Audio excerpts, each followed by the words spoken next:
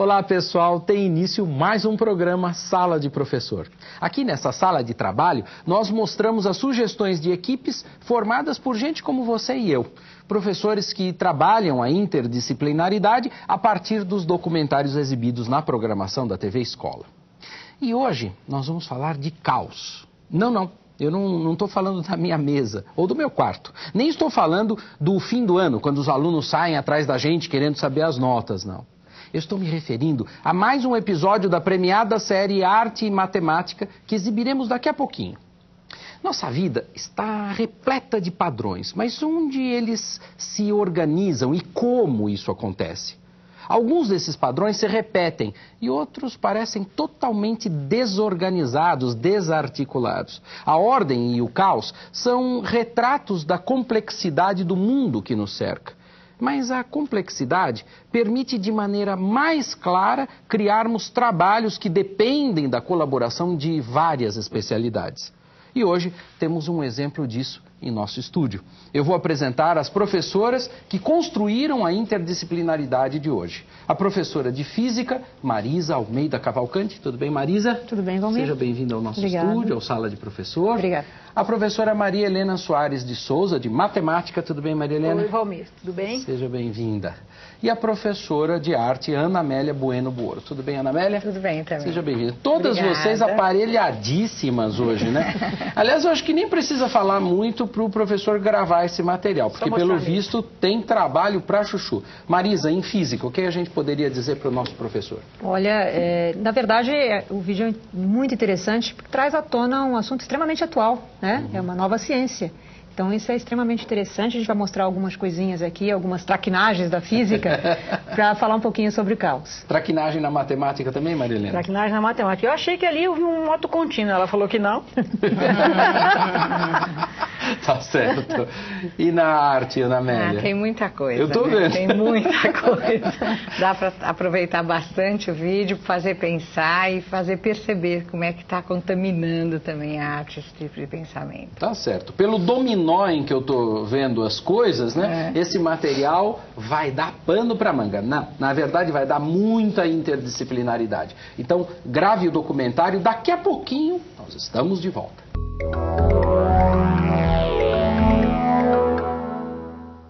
No início tudo era escuro, fez-se a luz. Luz onde tudo começa, o universo, o nascimento, a ideia do artista. E você, tem ideia do que se passa na cabeça do artista quando ele está criando?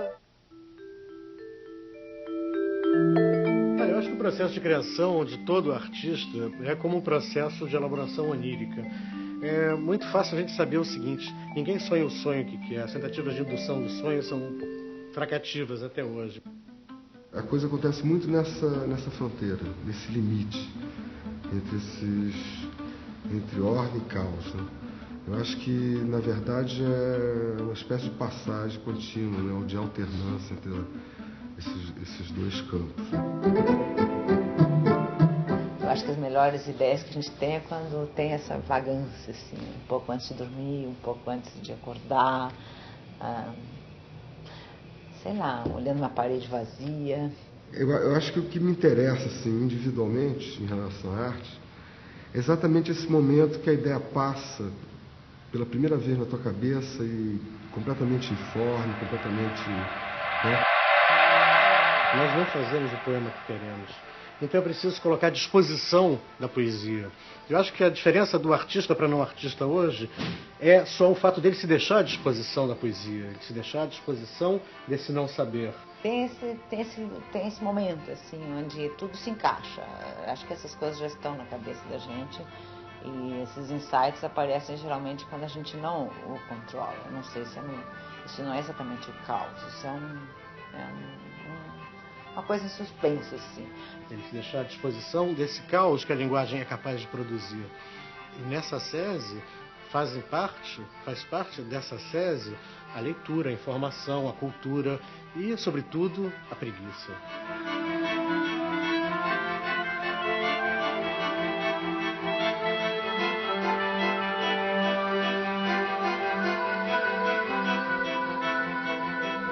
A descoberta do caos na ciência deve-se ao matemático Henri Poincaré. Em 1887, o rei Oscar II da Suécia propôs um prêmio a quem respondesse a pergunta: seria o sistema solar estável? Poincaré, usando ferramentas modernas, ganhou o prêmio ao demonstrar que sim, o sistema solar é estável. Porém, depois de publicado o trabalho, Poincaré notou um erro em seus cálculos. Da maneira como estava, o sistema não seria mais estável. Aquele erro provocava uma pequena modificação na posição dos planetas, que levaria a um outro resultado, caótico. Foi mais ou menos assim que Poincaré descobriu o caos. Uma equação bem simples, como x² menos 1, possui um comportamento regular. Para entender isso, pense em um número entre 0 e 1 e acrescente a equação. Pegue o resultado e coloque novamente na mesma equação, e assim por diante. Esse gráfico demonstra um comportamento regular, periódico. Já outra equação, igualmente simples como 2x² menos 1, pode revelar um comportamento diferente. Observamos algo que parece aleatório. Este outro comportamento não é regular, mas sim caótico. Com esse último resultado, a estabilidade demonstrada por Poincaré ia por água abaixo.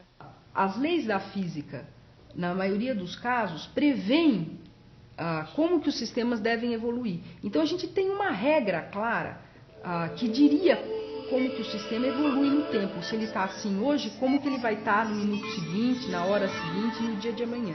Então, como que é possível que um sistema que tem um comportamento imprevisível, e os sistemas caóticos são aqueles que continuam tendo um comportamento imprevisível, possam ter uma regra por trás? Esses sistemas têm uma particularidade. Se você coloca o sistema numa condição praticamente idêntica, mas não exatamente idêntica do que estava ontem, essa minúscula diferença, praticamente imperceptível a medidas e observações comuns, tem uma influência catastrófica, decisiva no resultado do sistema, no comportamento do sistema. Então, o que acontece? Você tem uma evolução no tempo imprevisível. Não porque ele não tem uma regra para evoluir, mas porque você não consegue precisar completamente como que ele está começando a se movimentar. Quer dizer, se eu reproduzo uma experiência aqui, coloco um determinado pêndulo, uma determinada característica aqui, uma borboleta bate as asas lá, a minúscula influência que o vento causado, as modificações nas condições atmosféricas causadas por esse movimento da borboleta vai acabar tendo um efeito drástico no movimento do meu corpo. Então, como eu não consigo nunca prever todas essas coisas ou incorporar tudo isso no sistema, eu, na verdade, perco a minha capacidade de prever o comportamento do sistema no futuro. Então, são esses tipos de sistemas imprevisíveis que são chamados de caóticos em física.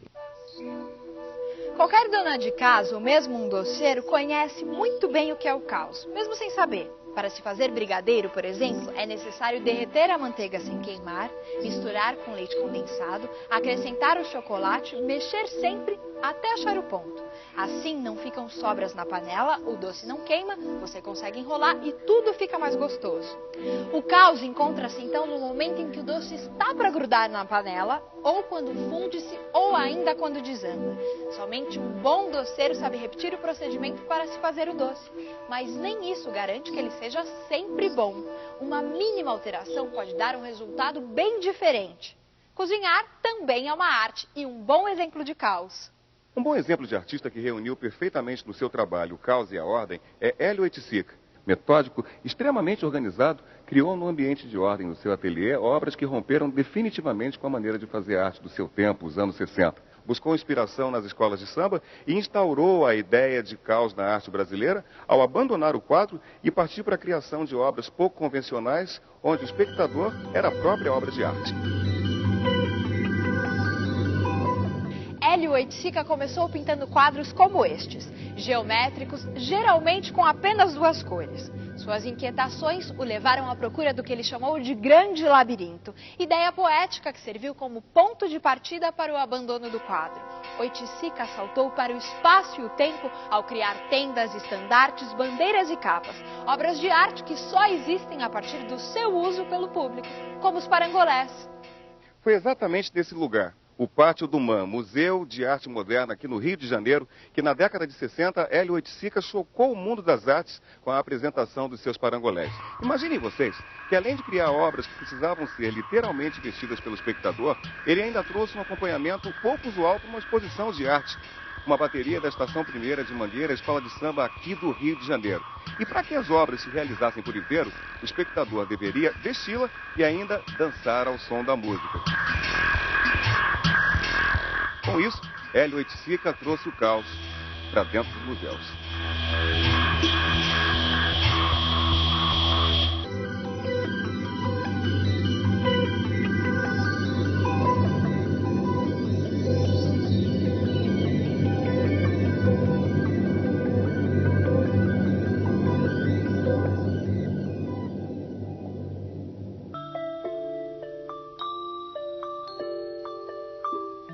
Eu queria fazer algo que começou a pulsar dentro de mim, exprimir essa pulsação.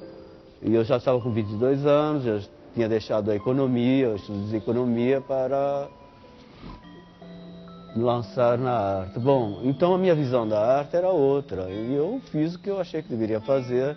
E a partir do meu lado particular, digamos, de dinheiro, de poder aquisitivo para comprar materiais e da realidade nossa, terceiro mundo, Brasil, América Latina, eu agarrei-me a essa possibilidade de qualquer coisa eu poder trabalhar, exprimir. Nesse ponto, o que acontece é que isso para o mundo mais formal passou a ser um caos. Não era o caos que eu queria introduzir no sistema, eu queria introduzir a minha maneira de ver as coisas, a minha maneira de me exprimir. E eu penso que esse caos é inerente à criação, né? Porque realmente como determinado onde vem a criação, existe uma teoria que determine como criar, como fazer, como ser, qual é o gesto, não. Me ofereceram esse espaço, eu pude me exprimir como quis e bem entendi, dentro de uma matemática caótica, mas que tem uma coerência. O que é o caos? O que é a ordem?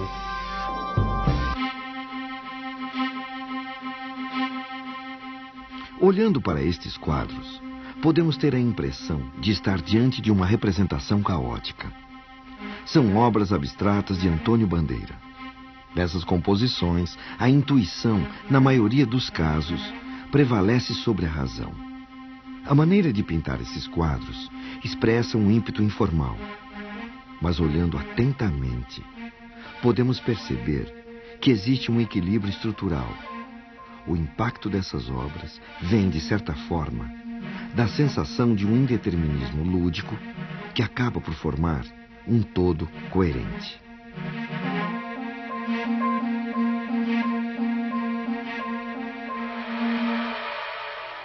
Esse movimento artístico ficou conhecido como abstracionismo. Era uma das novas formas de expressão do modernismo e tinha duas principais ramificações.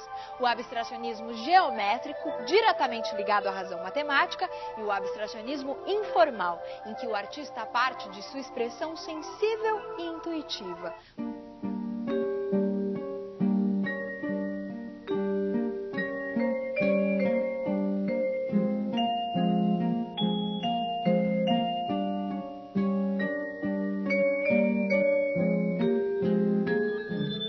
Para entender melhor as motivações dos artistas abstratos, vamos ouvir o que disse o pintor Iberê Camargo. Eu, no fundo, tinha um desejo. Tanto é que cancelava, raspava, até conseguir aquela forma que era a minha expressão, que eu aceitava. Isto é, aquele modelo que eu tinha dentro. É um modelo que a pessoa não sabe, não pode explicar, não pode chegar a dizer, vou ver se é esse. Não se pode fazer isso. Mas a intuição reconhece quando aparece aquela solução. Embora não pudesse ver de antemão, eu fazia isso com a fidelidade e com a obsessão de um pintor naturalista que quer fazer um retrato. Tinha de ser exatamente aquilo, embora depois, olhando o quadro, dissesse que é jogado, que não tem aquele movimento. Sim, tudo ali é jogado, mas não é um jogado assim, a esmo. tipo de arte abstrata, sensível e poética encontra um outro paralelo. Por exemplo, nas obras de Tomio Otaki, um belo casamento entre intuição e formas geométricas. Observem a semelhança desses trabalhos de Tomi e as fotos tiradas pelo satélite Hubble. Curiosamente, ela pintou esses quadros anos antes dessas fotos serem feitas. Artista e cientista, através da intuição e da técnica, eles vão dar forma ao vivido e ao imaginado. Então nós temos um processo que vai desde o sem forma até a forma final fixada nesse objeto de arte ou nessa teoria científica. Essas imagens que se parecem são da natureza e da nossa imaginação. Todas elas impressas desde tempos imemoriais na história da espécie, na história cultural, social. De uma maneira geral, dizemos que são semelhantes por quê? Porque houve uma interação entre a proposta do artista e a nossa vida, a nossa experiência de vida. É isso que nós chamamos semelhança, é isso que nós sentimos quando estamos vendo essas duas imagens apresentadas. Portanto, quando nós observamos o quadro e as fotos do Hubble, nós estamos trazendo todo esse patrimônio cultural e da espécie nessa interpretação.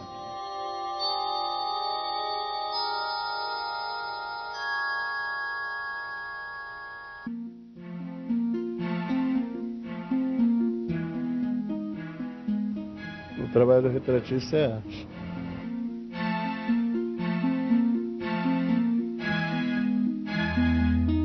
Desde o momento que ele transporta um traço no papel que define uma pessoa, ou um objeto, ou uma obra, isso é uma arte. Se eu tivesse um trabalho do Antônio Bandeira, você poderia, uma reprodução dele, você faria pra gente? Eu poderia tentar, né? É complicado porque eu vou passar o que eu sinto, não o que está na tela realmente, né? Mas posso tentar. O problema do abstracionismo é que ele transmite através da cor, da luz, das sombras. Cada pessoa que vê, ela percebe uma coisa diferente, né? É uma interpretação da abstração dele, né? O que torna essas pinturas tão diferentes? O que faz com que uma obra de arte pareça ter mais força que outra? Comparando essas duas obras, notamos que em ambas as formas e cores foram criadas livre e espontaneamente. Mas toda obra de arte expressa as realidades interiores e visões particulares de quem as criou.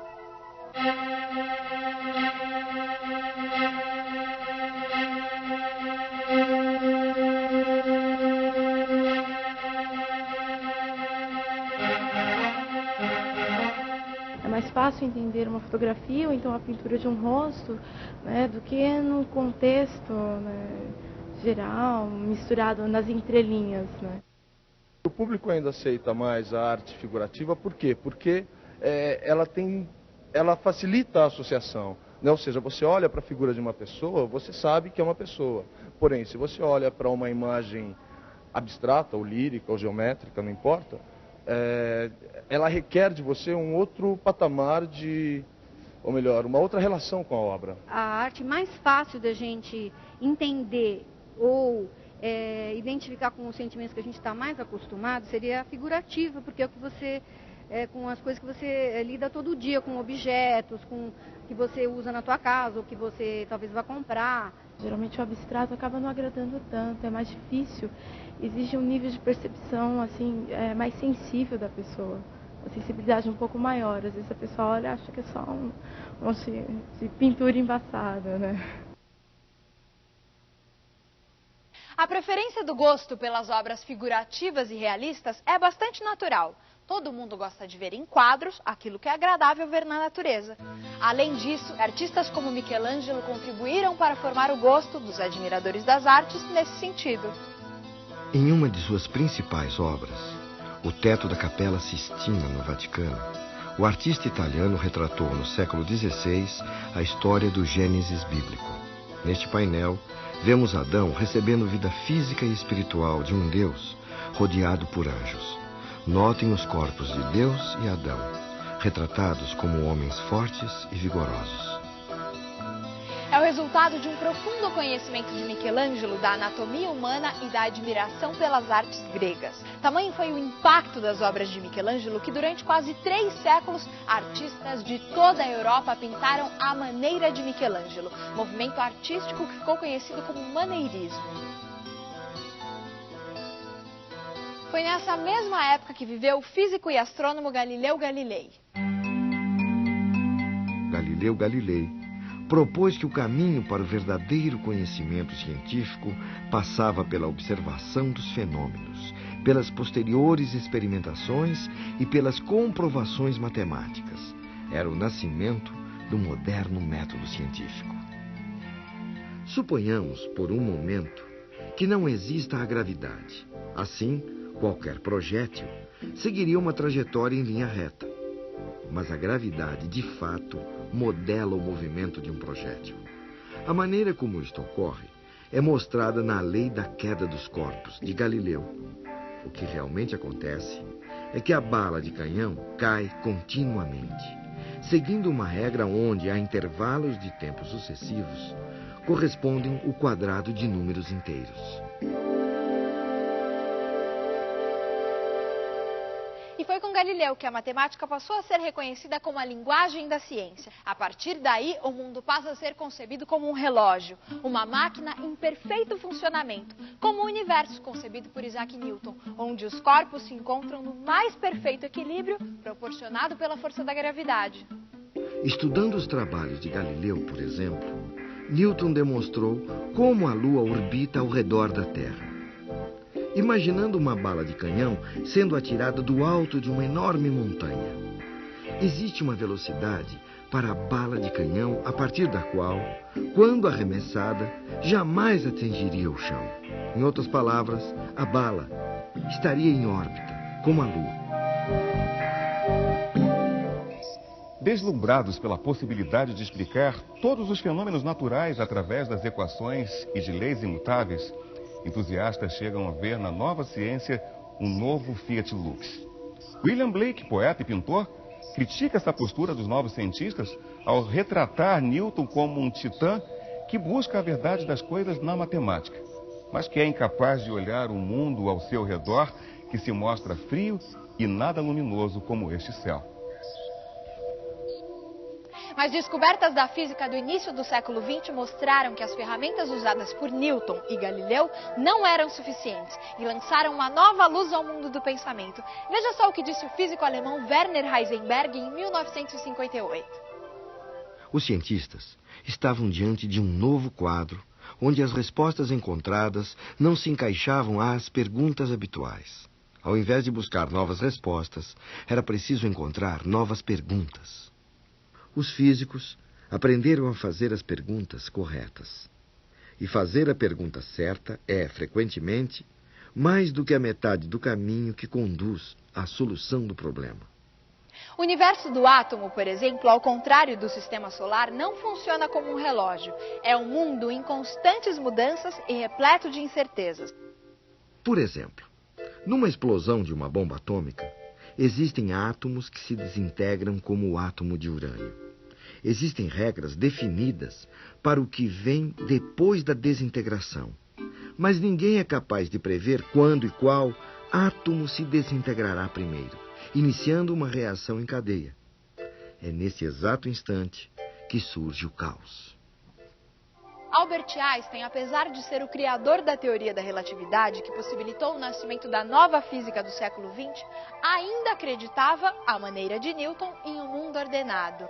Einstein evitou comentar as novas teorias que surgiram em sua época e lançou inconformado a célebre frase: Deus não joga dados. Da mesma maneira que o abstracionismo representou um rompimento com os padrões existentes na arte, na matemática, as novas teorias lançaram uma nova forma de ver o mundo. Uma das mais importantes teorias matemáticas que tratam desse novo mundo é a teoria do caos. O interesse permanente pelas formas geométricas e pelos problemas espaciais que o mundo das artes revelou no século XX é o ponto culminante de uma aproximação entre arte e matemática que se aprofundou desde a época do Renascimento.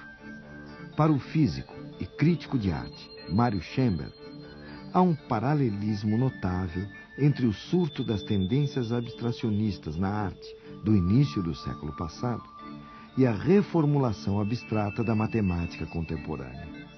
O emprego de estruturas probabilísticas e efeitos do acaso são, desde então, características fundamentais da arte e ciência. Dificilmente hoje um matemático, cientista ou mesmo artista abre mão de uma análise sobre o caos. Muitas vezes ele vem com a sua equação matemática complicada, outras é no belo e leve bater de asas de uma borboleta. São aspectos da natureza que o cientista e o artista não podem abrir mão. Tiveram que desenvolver novos instrumentos e reaprenderam a ler o caos, a ordem, o caos. Se existe caos na ordem e ordem no caos, qual será o trabalho que as nossas colegas criaram a partir desse material, hein? Então, gente, foi muito difícil criar uma ordenação no caos ou caotizar a ordem? Caótico. Vamos começar com uma conversinha aqui para depois o caos vai para lá. Aqui já está bem caos mesmo. Vamos pensar um pouquinho sobre padrão e tal. Realidade. Na matemática, a matemática da física, a linguagem da física é a função. Só que as grandezas, elas nunca estão sozinhas, é a metáfora. As grandezas nunca estão sós. Uhum. Então tem uma interdependência entre as coisas, né? Fora isso, tem a transformação. E aí a gente tem uma dificuldade danada, porque se tem independência e tem transformação, como é que a gente vai organizar esse caos, né? Sim. Então, a primeira coisa que se faz é um recorte da realidade, criando um isolado, né? E um isolado, a gente tem que ver os atributos de qualidade que o isolado tem. Se é curvo, se é retilíneo, e com as qualidades intrínsecas que ele tem, ou que possam ser transformadas, né? E, claro, há qualidades que não admitem transformações. Quer dizer, uma esfera é uma esfera, ponto. Principalmente se ela for metálica. Mas há outras que a própria quantidade interfere na qualidade. E isso é uma coisa complicada, porque a gente pensa que isolou, está pronto. Só que o isolado não existe.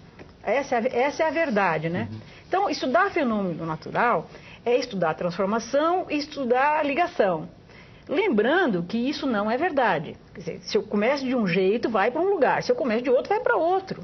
E é isso que é o caos aqui da Marisa, que é caótica. Ô Marilena, antes da Marisa falar, deixa eu fazer uma pergunta para você. Por exemplo, seria interessante num trabalho como esse, o professor de matemática estimular os estudantes trabalhando com funções diversas, por exemplo? Composição de função, por exemplo, é uma aplicação ótima, composição de função, muito boa. Uhum. Então poderia começar com uma coisa bem linear, depois quadrática, e depois trabalhar com coisas malucas. Com coisas malucas. É possível isso no ensino médio? Sim, sim. Né? Para dar uma ideia... Sem sofisticação e principalmente se puder usar calculadora, né, gente? Pelo amor de Deus. Sem calculadora não dá. Quer dizer, a complexidade é bem-vinda nesse caso. Pelo menos para mostrar a complexidade, porque isso é importante. E aí essa complexidade vai sendo trabalhada também pela física. Uhum. Aliás, deixa eu só fazer uma outra pergunta para vocês. Exibiu o documentário já? Não? Quer dizer, o professor pode fazer esse trabalho antes e depois exibe o documentário? Não, a gente tem um roteiro com o documentário antes. Tá, o documentário é exibido antes. Ok, agora sim, vamos para o caos da física. Vamos Você trouxe física. Bichinhos amestrados hoje. Bichinhos magnéticos amestrados. É verdade, eles parecem que têm livre-arbítrio, né? Eles estão aí... Parece que tem vida própria. Isso é uma coisa interessante. Eu vou colocar um pouquinho a visão da física sobre o caos. Como é que a física enxerga o caos, como é que se trabalha, né? Então, antes disso, quer dizer, a física, ela tenta explicar o mundo que nos cerca.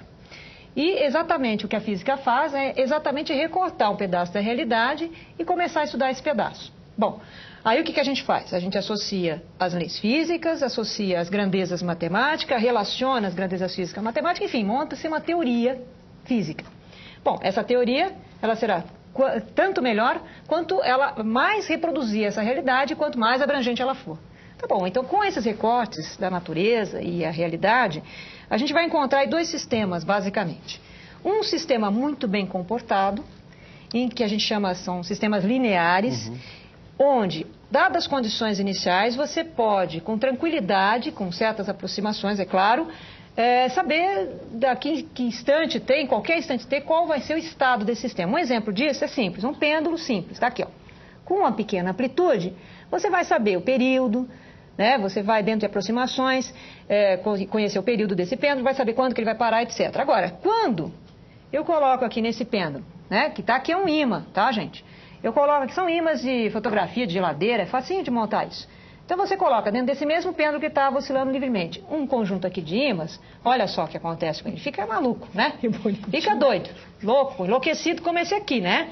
Esse aqui já está com o ímã pronto, é um ímã forte, terra rara, tá aí. Então, quer dizer, esse sistema que era linear, ou que aparentemente estava sendo linear, passa a ser um sistema mais complexo, né? E é dentro dessa complexidade agora que a gente vai trabalhar, e o caos entra exatamente aí, tá? Isso dá esses sistemas que não são lineares, quer dizer, as equações nem sempre têm soluções, eles são sistemas que têm uma dependência muito grande das condições iniciais, quer dizer, você alterou um pouquinho o lançamento disso aqui, pronto, o movimento eu não sei qual vai ser no final. Passa a ter um grau de imprevisibilidade, né? Mas será que essa coisa é tão imprevisível assim? Né? É isso que a gente tem que trabalhar. E a física trabalha muito com isso. Sim. Na verdade, isso tudo começou lá com a meteorologia, né? Então, você pensa assim, bom, um simples sim ou não vai mudar a vida do indivíduo. Pode mudar o destino. Eu saio atrasada, pronto, pode acontecer horrores nesse meu caminho. Furo um pneu do carro, eu perco um avião, o avião cai. Pronto, olha só a drama, né? Quer dizer, mas enfim, você muda o destino. Isso é caos mesmo. Né? Mudou as condições iniciais, você pode ter uma condição completamente diferente. Bom, esses sistemas complexos, às vezes acontece, e é isso que o caos observa, apresenta uma certa ordem, algo que a gente chama janelas de organização dentro do caos. Isso é uma coisa muito interessante. Então a natureza, ela na verdade, ela impõe fenômenos irregulares, aperiódicos, mas ela tem uma certa organização. É incrível que dentro de sistemas onde você tem perturbações, essas perturbações podem ser a chave exatamente da organização e da ordem. Aliás, eu vou até fazer uma interrupçãozinha curta, porque isso é uma bela escada, já é um belo degrau para a arte, né? Daqui a pouquinho a gente volta para a física. Primeiro, Valmir, eu queria falar que a arte se apropria de conteúdos matemáticos, de conceitos matemáticos e físicos. Por exemplo, a gente tem uma escultura da artista Alejandra Isasmedi. Essa é pequenininha, mas ela trabalha com esculturas enormes, onde ela trabalha com a força do ímã. Então, tem um novo conceito de escultura, porque tem interferência daquele que mexe nas peças, tem uma série de coisas. Para lembrar um outro artista que trabalha, por exemplo, dentro da pintura, com o conceito da física, o Kandinsky, ele entende a pintura como campo de força.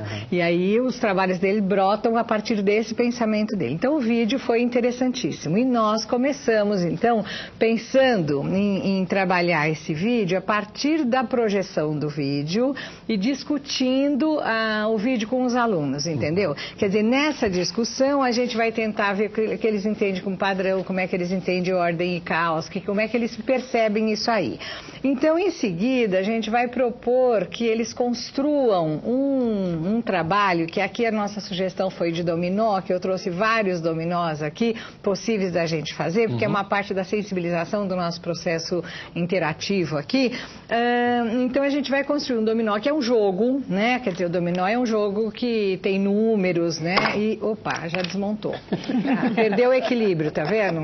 E, então, a gente vai construir, pode ser construído esse dominó. Eu trouxe aqui um dominó que eu construí com fotografias dos meus netos. Eu tenho 7 netos, eu falei, boba, o meu dominó vai ser com a cara dos netos. Então, cabe direitinho no jogo. E é uma coisa que depois eu vou usar com eles também. Mas eu trouxe também um que o Miró fez com imagens do Miró que a gente conseguir comprar. Quer dizer, tem muitas possibilidades. Então, ali tem uma certa organização, 28 peças, 56 repetições de imagens, e ali vai indo. Só que inicialmente ele se propõe para um jogo diretivo, mas depois ele pode se propor para outras coisas. Então, o que nós estamos propondo é que no segundo momento o professor peça para os alunos, divida a classe em 3 grupos e peça para os alunos construírem um dominó. Entendeu? Agora eu vou pedir para você parar um pouquinho. Sabe por quê, gente? Porque esse é aquele momento que a gente diz assim, nossa, a professora foi iluminada, teve uma ideia brilhante e trouxe essa ideia do nada. As professoras aqui trabalharam muito para chegar nisso. Vamos ver um pouquinho do processo para esse produto. Então isso aqui assim, é um texto, digamos, de subsídio teórico. Não tem aqui ainda nada previsto do ponto de vista de atividade. O que caracteriza essas coisas do caos? É a iteração. A gente precisa ter uma linguagem muito simples para o que a gente pode, o que pode detonar. A gente pode começar por uma pergunta. Assim. Ó, essa questão de partir da pergunta do que é o caos é uma coisa interessante e dá os fundamentos. Esses fundamentos que estão aqui, eles estão numa linguagem um pouco mais formal, mas eles podem, eventualmente, ser transmitidos de uma forma bastante simples, né? Acho que a gente podia trazer um pouquinho antes e olhar isso, o que dá para aproveitar. Deixa eu fazer uma besteira isso. Vamos supor que eu estou manipulando um negócio. Passei para você, mudou o princípio. Quer dizer, se um grupo passa para o outro para transformar, e depois esse grupo passa para o outro, isso é um processo em arte caótico. O acaso é incorporado, não é isolado fora, você entendeu? Quer dizer, tem lá alguém, o Miró fala muito disso, quer dizer, esse pingo, ele caiu e ele vai fazer parte do meu discurso, ele vai reaproveitar. Então talvez a gente possa dar essas visões independentes, para daí a gente estar tentando ver que trabalho conjunto a gente pode organizar. Acho que pelo menos a gente conseguiu saber agora o que cada matéria, fazer. Como é que eu tenho até atividade para isso. O que eu gostaria é que a gente conseguisse alguma coisa que fosse comum, que a gente conseguisse isso, que os alunos fizessem alguma coisa que não dá para saber se é arte, se é matemática ou se é física. Por exemplo, falando, você trouxe um material que lida com a força do ímã. Isso. Né?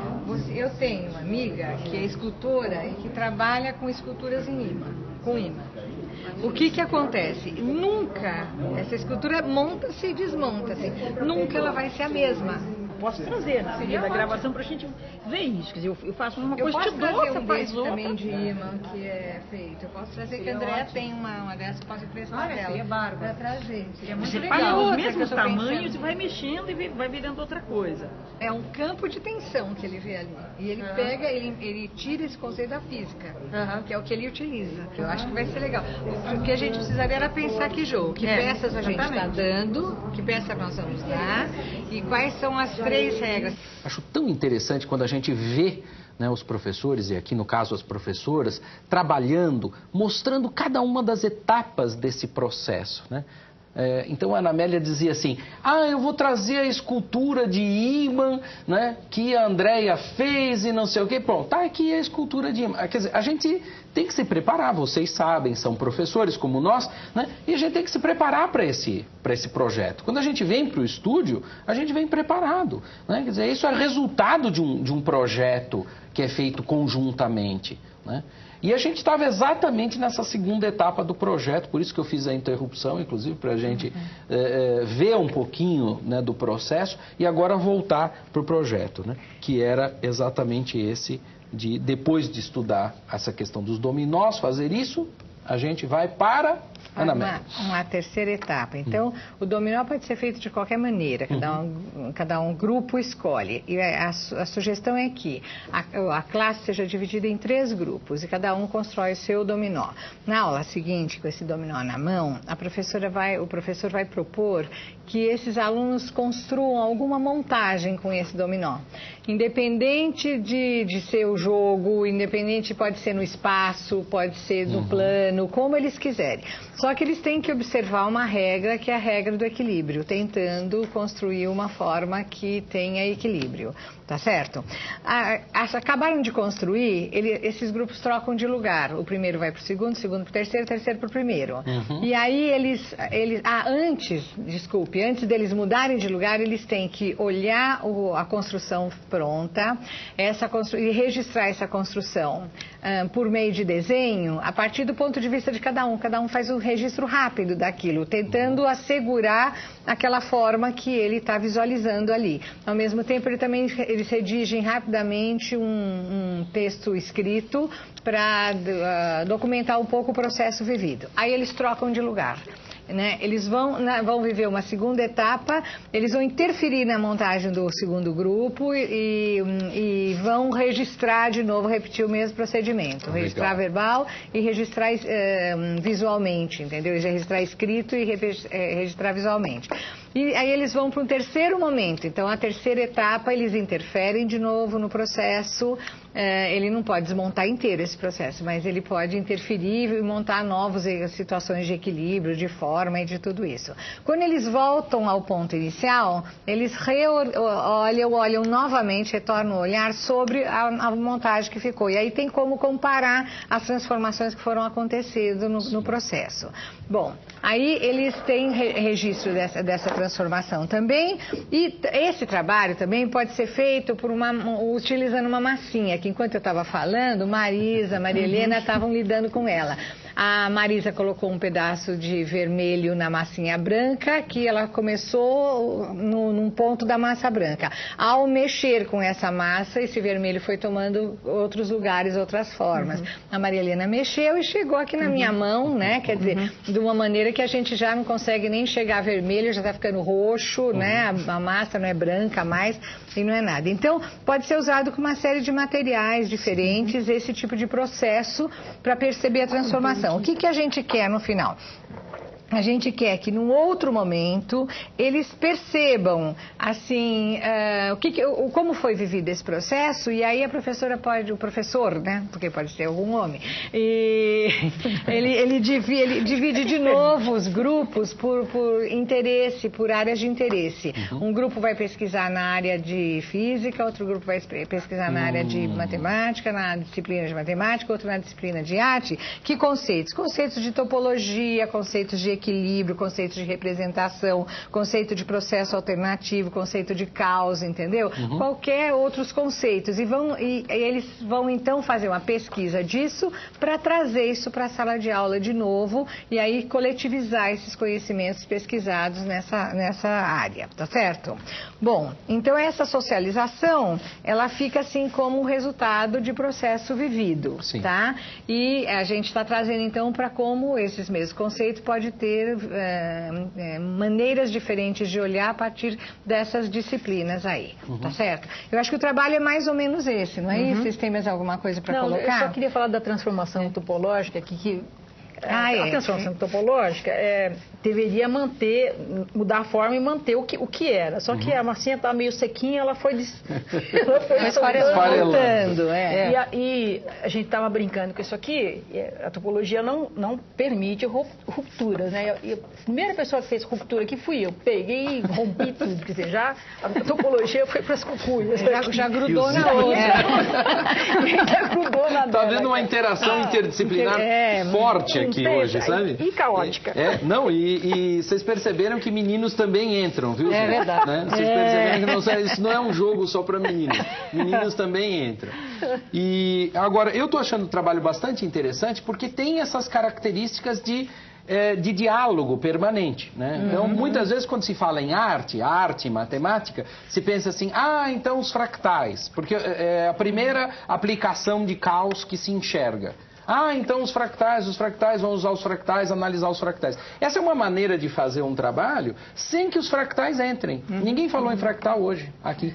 Né? Então, assim, falamos de estruturas complexas, falamos de um processo dinâmico, mas de um processo de diálogo permanente. Então, isso é que é uma coisa interessante, porque cada uma das disciplinas depois, daqui a pouquinho, vai contar mais ou menos como é que poderia ser estruturada esse retorno. Mas é claro que outras disciplinas, né, não só meninos, mas outras disciplinas poderiam estar presentes aqui na nossa mesa. Né? Poderiam estar trabalhando conosco, a geografia, a história, existem aplicações inúmeras de processos complexos e caóticos. Então vamos escutar algumas sugestões de outros professores e professoras que certamente poderiam estar aqui participando desse dominó, desse jogo dinâmico de complexidade. Vamos a eles. A biologia faria, acho, justamente o contraste entre o que caracteriza o ser vivo, né? A força da vida se dá justamente no momento de organização da matéria, quer dizer, de um caos de substâncias orgânicas e inorgânicas, a gente tem na célula sempre um princípio de organização. É justamente na medida em que essa organização se perde que a vida se esvai, né? Então eu faria um trabalho no sentido de fazer justamente o contraste. Vida significa busca de organização. E a gente pode ver isso em vários exemplos, como a questão da simetria dos corpos, né? Os organismos, os animais, eles apresentam um padrão de simetria. Quer dizer, tem um eixo, nesse eixo eu posso passar um plano que eu divido o organismo em partes equivalentes. Ao longo da escala evolutiva, os animais foram desenvolvendo os órgãos sensoriais na parte anterior do corpo, facilitando a locomoção. Por isso que a gente diz que os organismos de simetria bilateral são mais evoluídos que os de simetria radial. Então a questão da simetria serve como um grande critério pelo qual a gente estuda um dos aspectos que caracteriza a evolução dos filos animais. Que legal, né, gente? A Maria Elice traz uma colaboração, e uma colaboração importantíssima. A biologia seria uma disciplina tranquila para estar aqui, né? Aliás, que belíssima interação com a matemática, né, Maria Helena? Bom, vamos lá. Eu pensei em composição de função, porque peguei uma função simples, linear, f de x é igual a 1/3 de x, e coloquei o ponto 9 nessa composição. Então vai f de x, f de f de x, f de f de x e tal. E esses resultados dessas composições colocadas em sequência aparecem com o nome de órbita. E esta função tende, para esse valor, tende para zero. Fica nítido aqui. Aqui tem um processo gráfico para fazer que está lá no material, né? Na ficha. Agora, se eu tivesse colocado o ponto 3, não tenderia para zero, tenderia para infinito. Para ver que como o princípio é que muda tudo, né? Não é só a função do primeiro grau, não. A função do segundo grau também. Aqui tem um exemplo exatamente de biologia, de controle demográfico. Numa situação com uma função do segundo grau lá, e esse canto e esse pequenininho é onde aparece a tendência da órbita. Ela vai tender para um valor. Então se estuda o que é necessário para que aquela população seja conveniente, seja de insetos, seja pessoas mesmo, né? Então aparece isso em biologia em várias situações, né? E aí eu arranjei um negocinho aqui para vocês, que é do Laerte, que eu pensei bastante, ri muito disso, porque todo mundo pensa que caos é desordem. Então, assim, o título do nosso trabalho é Caos não é desordem. E o Laerte, muito adequado, faz uma brincadeira com isso. Tá certo. Aí um cartunista, Laerte, trazendo uma contribuição bastante grande para o nosso trabalho de caos. Quer dizer, a biologia, como a gente estava falando, poderia estar aqui, tem essa interação forte com a matemática, tem interação com as outras disciplinas, geografia poderia estar aqui, enfim, várias outras disciplinas. Bom, vamos ver as etapas desse trabalho interdisciplinar, porque depois eu quero saber um pouquinho sobre os conceitos básicos, né? Porque tem professor que olha e diz assim, ah, não, caos é coisa lá do ensino da universidade, não tem nada a ver com o ensino médio, não dá para trabalhar caos no ensino médio, né? E aí a gente tem um grupo de físicos que diz assim, não, dá para trabalhar assim, matemáticos, artistas, etc. Vamos ver só as etapas do trabalho. A primeira etapa do trabalho, passar o vídeo, pelo que eu entendi. Quer dizer, gravou esse material, passa o vídeo em sala de aula. A gente deu o título de sensibilização. Sensibilização. Isso. E aí, cada professor vai discutir o que é padrão, o que é ordem e o que é caos. Esse vídeo passa numa disciplina específica ou vai passar nas três? Acho que junto. Juntos. Os três podem se juntar e trabalhar. Ou outros professores também, né? Construir dominós. Vocês vão dividir a sala em 3 grupos. Cada um dos grupos criará dominós. Nós temos aqui alguns exemplos de dominó. Né? O dominó que a professora criou, a professora Ana Amélia, com seus netos, né? Quem tiver filhos, netos, né? Os jovens espero que não tenham ainda, mas certamente haverá outros motivos. E ela trouxe aqui inúmeros exemplos, vários exemplos. Aí depois disso, divididos, eles vão construir, cada um vai construir um arranjo, ou no plano, ou tridimensional, como eles quiserem. Depois haverá trocas 3 vezes, quer dizer, o grupo antes de trocar, vai registrar com imagens. Pode ser fotografia? Pode também. Pode ser desenho, pode ser qualquer coisa. E também um texto descrevendo o que eles fizeram. Um processo. Aí troca, sai de um grupo, vai para outro grupo, até o terceiro grupo, ou o primeiro grupo, voltar novamente para a montagem dele. A gente pensou num princípio, que assim, manter o equilíbrio, quer dizer, usar o equilíbrio como tema para o processo iterativo, porque senão assim, se vai fazendo qualquer coisa, perde a coisa do caos, que é manter o princípio e vai para onde vai, né? Certo. Isso é uma coisa importante. E outra coisa que eu queria falar, que toda vez que tem trabalho coletivo, pensa que matemática tem que fazer gráfico ou fazer continha. E matemática é representação. Tá certo. Então, assim, pelo amor de Deus, matemática é muito mais do que fazer gráfico e fazer continha. Tá certo. Quer dizer, quando eu desenho, eu estou impondo matemática ali. Principalmente na teoria do caos, né? Sim. Onde você tem toda a entrada da topologia, uma nova geometria, a geometria dos fractais, né? Então você tem uma nova forma de representação, que não é só a linguagem pura e simples de equações, né? Mas a visualização gráfica é extremamente importante. Isto que a gente estava fazendo aqui o tempo inteiro, né? Que você colocou, a gente colocou aqui um pintinho, uma pinta vermelha e depois ficou amassando. Isso chama-se dinâmica do padeiro na física, né? E tem muita topologia, né? Então você fica lá amassando o espaço de fase, né? É engraçado isso, né? O estado de sistema, você mago, aperta, isso muda a configuração do estado de fase que caracteriza o estado de um sistema, né? Claro. Quando volta para a situação original, quer dizer, o grupo voltou, faz-se uma avaliação da vivência, mostrando que esse equilíbrio, essa ordem também pode se organizar de uma maneira diferente.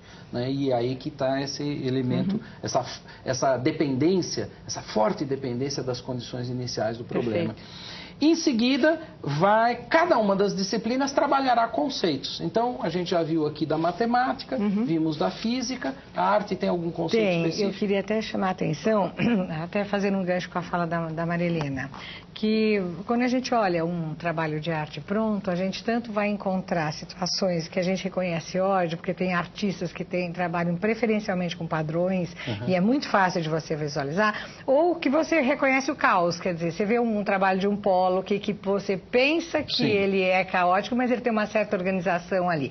Então, na bibliografia, nós vamos encontrar sugestões para o professor de arte estar ajudando nessa pesquisa, com exemplos do Elliott Sica, da Ligia Clark, do Pollock, do Atos Bulcão, do Volpe, quer dizer, tem uma lista de possibilidades onde essa pesquisa vai dar norte tanto para visualizar a construção de produção artística por padrões, ou não, entendeu? O próprio expressionismo, só que ele acaba tendo a organização dele também, tá certo? Perfeito. Então acho que é isso aí. Muito obrigado pela presença de vocês, adorei o trabalho, achei o trabalho muito factível, um trabalho perfeito para ser feito no ensino médio. E eu tenho certeza de que as sugestões de hoje devem ter estimulado todos vocês a trabalharem com esse tema.